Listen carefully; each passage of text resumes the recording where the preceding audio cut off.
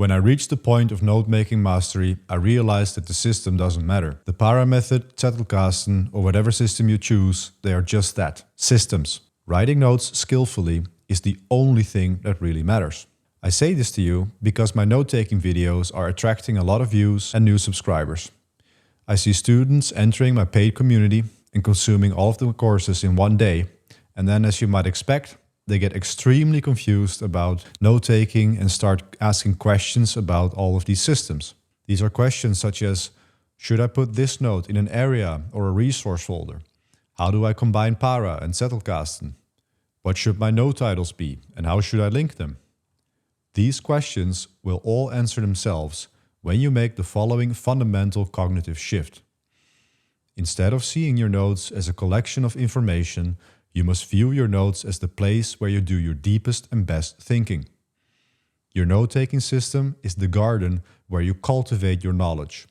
Like a medieval monk tending to his herb garden with total concentration, you must start tending to your notes as if they were fragile plants that need great care.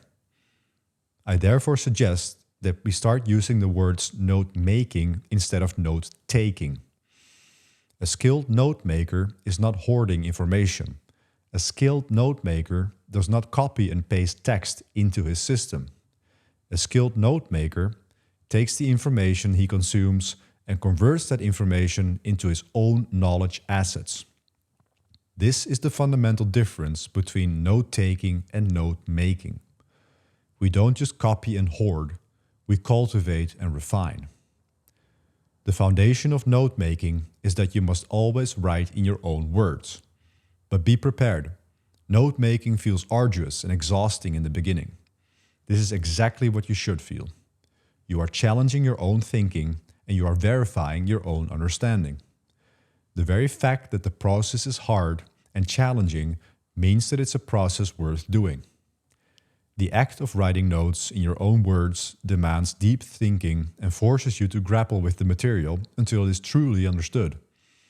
When you encounter difficulties in this process, it serves as a clear indicator that you need to delve deeper into the subject.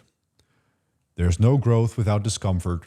The strenuous feeling indicates that you are literally changing your mind. This is the true purpose of note-making, to reveal gaps in your understanding and to crystallize your own thinking. Learn to write skillfully crafted notes, and your life will change forever. I will now share the framework that I've used to become a master of note-making. Attaining note-making mastery has enabled me to change my career from nurse to DevOps engineer and successful entrepreneur, making over $150,000 a year. Note-making is the single skill that enabled all of my success.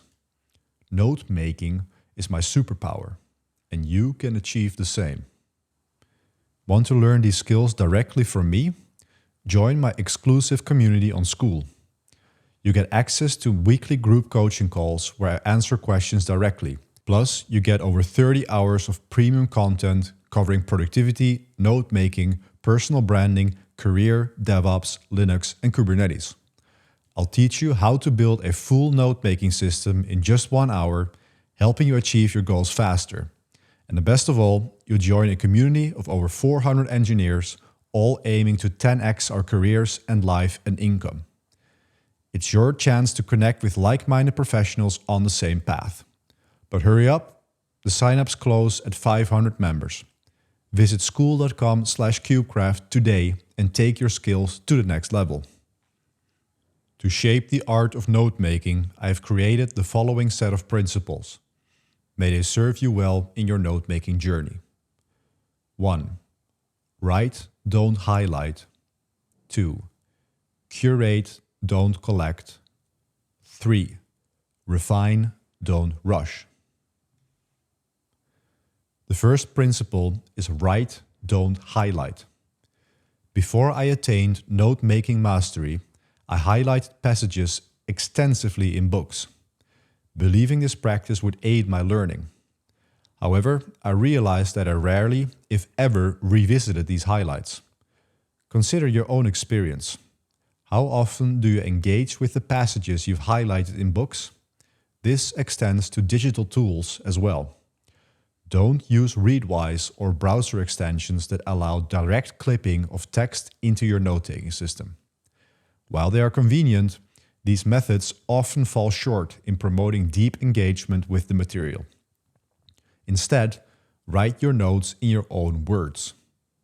Instead of quoting, write, "In the second section of the article, the author makes a compelling statement where he recommends writing in your own words instead of highlighting." Use your own mind to engage with the material instead of blindly copy-pasting.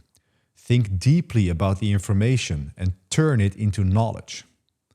If the information is not worth going through this process, it's probably not worth keeping anyway. Write, don't highlight. The second principle is curate, don't collect. Thoughtfully consider each addition to your note-making system. Your notes are your garden of knowledge, which you are cultivating with great care and attention. Like a well-tended garden, each plant has its place in the composition. In gardens, some plants will attract useful creatures, which will also benefit the other plants. Always try to enhance your other notes by reflecting how they relate to the other areas of your life. Don't fall into the trap of blindly hoarding information without much thought. There is no merit in a huge collection of notes that don't carry meaning. Curate, don't collect. The third principle is refine, don't rush. Spend quality time with your notes.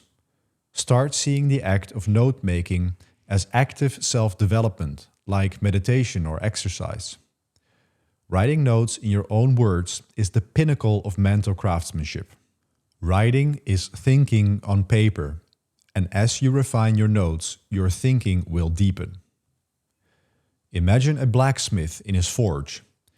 He keeps heating the steel, hammering it out on his anvil, and carefully examining the result. Then he will heat it again, and he will keep hammering at that area that needs improvement. Like a well-forged blade honed to perfection, build your notes with purpose, clarity, and precision.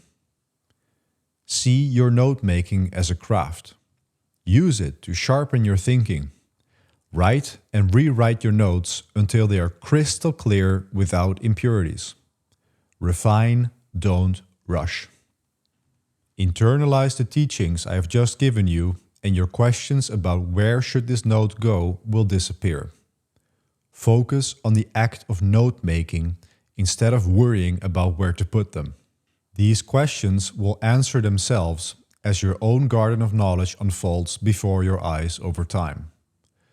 Like anything good in the world, it takes discipline, effort, and time. But I promise you, it will change your life for the better. I offer this for your reflection.